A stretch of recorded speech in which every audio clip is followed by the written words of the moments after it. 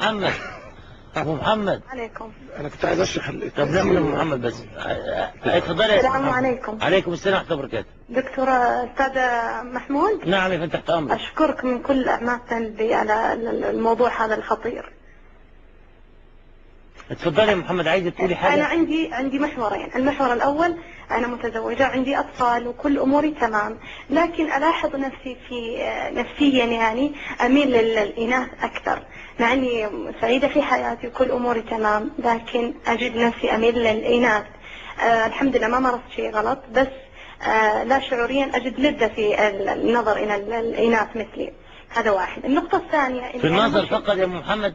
النظر ولا الملامسة أيضا؟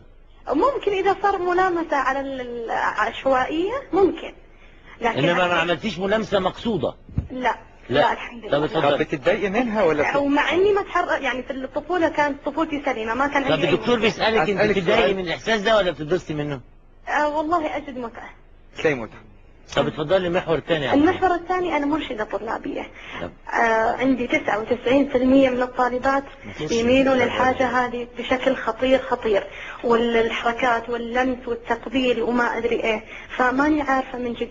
مع العلم إني أتعرض لهذا الشيء من قبلهم، يعرضون علي. مرشدة يعني حضرتك بتشتغلي في مدرسة؟ طبعا في مدرسة ثانوية. يعني أخصائية اجتماعية يعني؟